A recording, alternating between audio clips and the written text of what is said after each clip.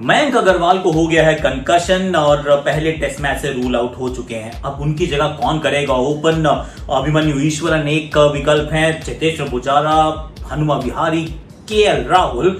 लेकिन राहुल ने कहा है कि भाई मैं मिडिल ऑर्डर हूं, मैं ओपन शायद नहीं करना चाहता हूं, बट देन मिडिल ऑर्डर तो पुजारा और विहारी भी है, तो फिर कौन होना चाहिए रोहित शर्मा का साथी? किस प्रकार से करेगी भारत इस श्रृंखला में प्रदर्शन, क्योंकि उससे पहले चोटों की वजह से परेशान तो जरूर रही है। कुछ रिप्लेसमेंट भेजी हैं पर वो अभी उपलब्ध नहीं है। तो फिर इंडिया बनाम इंग्लैंड 5 टेस्ट मैचेस की श्रृंखला है, उस पे जरा डालते हैं थोड़ी सी पैनी नजर। और आज का मेरा ट्रिविया ये है कि कौन सा वो लास्ट इंडियन बैट्समैन था, the most recent Indian batsman जिन्होंने अपने आखिरी टेस्ट मैच में शतक जड़ा है? यू नो है। बॉलिंग की मस्ती, बैटिंग का कमाल, क्रिकेट की बातों से मचाएंगे धमाल। Previews, reviews, in depth analysis मिलेगा आपको on cricket Chaupal.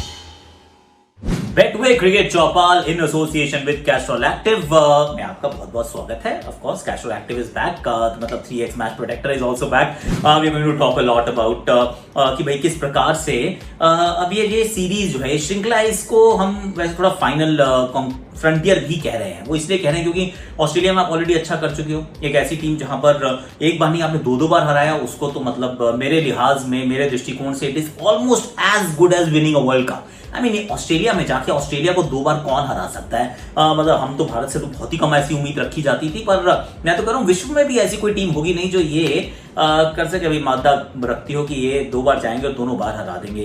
I mean that was absolutely sensational. पर England is a frontier that we haven't been able to conquer. अब ये समस्या रही है। 2007 में आप जीते थे, उसके बाद 2011 में आप हारे, 2014 में आप हारे, 2018 में आप हारे। अब क्या 2021 में कोई नई कहानी होगी? उम्मीदों के साथ इस श्रृंखला को शुरू कर रहे हैं, पर उम्मीदों के साथ साथ कहीं कहीं वो परेशानी ऑलरेडी आ गई, क्योंकि Shubman Gill is already been ruled out. वो तो भारत में आ चुके हैं। मयंक अग्रवाल जो है वो पहले मैच से रूल आउट हो चुके हैं। That's a problem. Virat Kohli के कमर में प्रॉब्लम थी, इस वजह से वो साइड गेम खेले नहीं थे। रहाणे के हैमस्ट्रिंग में प्रॉब्लम थी, इसलिए वो साइड गेम खेले नहीं थे। ऋषभ पंत को कोविड से रिकवर कर रहे थे, तो इस वजह से वो साइड गेम खेले नहीं थे। केएल राहुल ने रन तो जरूर बनाया, पर वो बतौर ओपनर खेलना नहीं चाह रहे, या टीम उनको नहीं खिलाना चाहती। अभिमन्यु ईश्वरन, रिद्धिमान साहा, दे were all in isolation.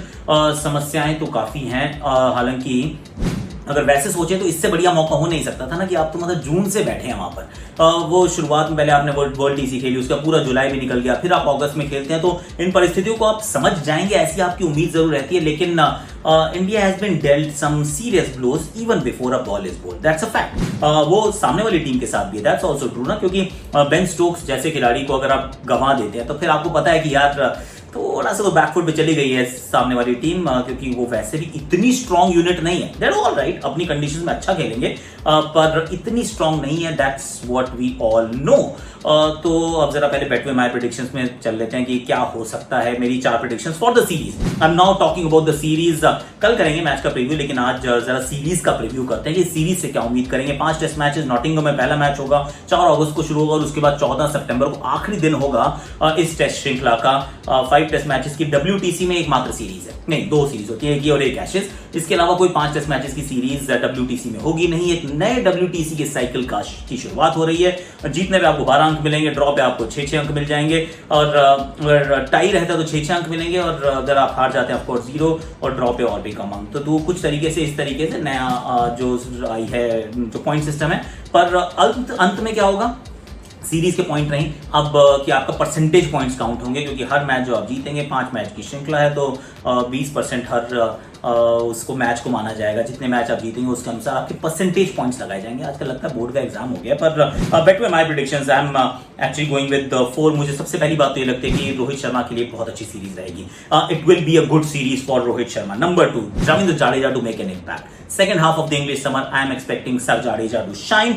Stuart Broad to take most number of wickets for England in the entire series. उनमें और जेम्स एंडरसन में होगी थोड़ी सी होड़, लेकिन मुझे लगता है स्टुअर्ट ब्रॉड जीत जाएंगे। आखिरी मैं कह रहा हूं कि इंडिया इस श्रृंखला जीत सकता है, जीतेगा इंडिया इस श्रृंखला। स्कोर लाइन क्या होगी? 3-2 दिल में आता है, पर एक आधा मैच कहीं तो ड्रॉ होगा, कहीं तो बारिश होगी। But I am actually backing India to win this series. betway.net/app download. The link is description. You know the drill by now. Before actually going further, let's also pick Castrol Active 3x match protectors for both team. India के लिए भी, सामने वाली team के लिए। India के लिए मुझे लगता है कि Rishabh Pant is 3x match protector ना, कि मतलब कितने भी वो कहते हैं हीट ऑफ द मोमेंट हो, कितना भी स्ट्रेस क्यों ना हो, आसपास कितनी भी शोर क्यों ना मच रही हो, ही is a guy who remains fit. He is actually super hit और he is a game changer क्योंकि इंग्लैंड की परिस्थितियों में आपकी कितनी भी अच्छी बैटिंग क्यों ना हो, सच है क्योंकि bowling is quite decent and especially in these conditions, तो वो टॉप में से 2-3 को तो साफ करेंगे, तो फिर दबाव आएगा कि आप लोअर ऑर्डर में कितने रन बनाते हैं. That's where Rishabh Pant will be extremely handy. उनकी keeping will once again come to the fore कि भाई किस प्रकार की कीपिंग करते हैं. आजकल तो फिर डीआरएस में भी कीपर का बहुत काम होता है, तो for these 3 reasons I have picked him as my casual active 3x match protector for the entire series. Not one match, for the entire series. बहुत सारी कैचेस बिहाइंड द स्टंप्स और बहुत सारे runs in front of the stumps is what I am hoping for. England के दृष्टिकोण से मैं कह रहा हूं कि casual active 3x match protector will be Joe Root, क्योंकि ये रूट जो है ये मतलब अगर बना देते हैं रन तो फिर रूट की सभी लाइनें व्यस्त. इस रूट को अपरूट करना बहुत मुश्किल. He is been that kind of a player. India उनको पसंद है. दोहरा शतक तो यहाँ चेन्नई में जड़ दिया था, तो अपने घर पे तो और भी बेहतर खेलेंगे.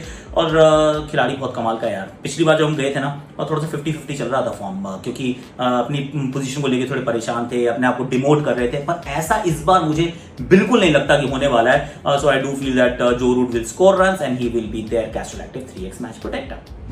अब जरा और थोड़ी सी गहराई में बात करते हैं भारतीय टीम की कुछ समस्याएं जरूर हैं. तो पहली बात तो ओपनर ढूंढना पड़ेगा. My vote will be for KL Rahul. चलो उसकी बात थोड़ी और कल कर लेंगे. अब भारत की समस्या क्या है? फिटनेस को लेकर थोड़ी समस्या है. That India will have to address. India will also have to find ways to, भाई 5 आप बॉलर खिला लीजिए किसी तरीके से, तो उसमें 3 फास्ट बॉलर 2 स्पिनर को अगर आप उस कॉम्बिनेशन को उतार सकते हैं तो वो एक ध्यान में रखने योग्य बात होगी.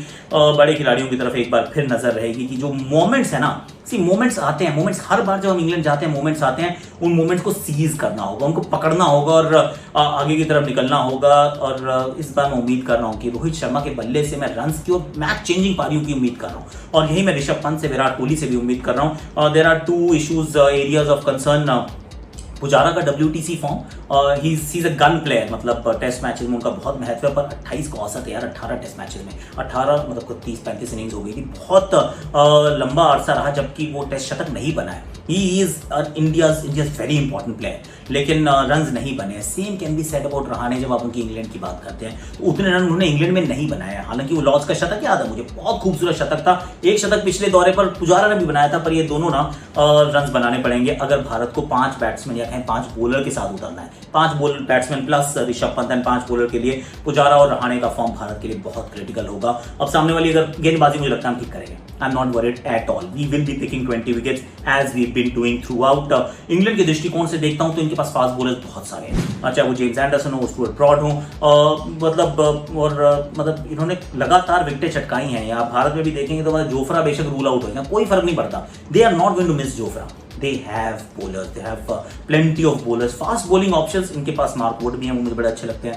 तो फास्ट बॉलिंग ऑप्शन में इनके पास कोई कमी नहीं है. तो मुझे लगता है कि they'll be fine in conditions में. वो जैक लीच को पकड़ के गेंदबाजी, वो काम तो बहुत अच्छे से करते हैं. डॉम बेस्ट स्पिन डिपार्टमेंट थोड़ा कमजोर जरूर है, पर इन परिस्थितियों में क्योंकि होल्डिंग अप जॉब करना है सिर्फ, वो जैक लीच काम कर देंगे. पर यहाँ आप बेन स्टोक्स को मिस करते हैं, क्योंकि अगर बेन स्टोक्स रहते तो फिर जैक लीच के ऊपर दबाव थोड़ा सा कम रहता. बैटिंग की अगर बात करें तो रन सब बनाने शुरू कर दिए इन्होंने यार.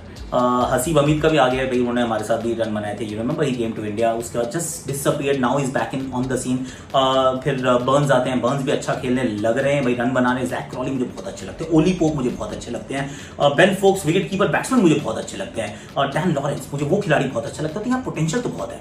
अगर आप अपने पोटेंशियल के अनुसार ये टीम खेल गई तो तंग तो करेगी गुरुजी. ये ऐसा नहीं होगा जैसे अहमदाबाद की टर्नर हो या चेन्नई की टर्नर हो, वहां पे एकदम से घुटने टेक दें. इन परिस्थितियों में इस टीम को खदेड़ना इतना आसान काम नहीं होगा. But then still I am backing India to do well. It might just be a close series, a tight series, maybe a drawn series kind of stuff.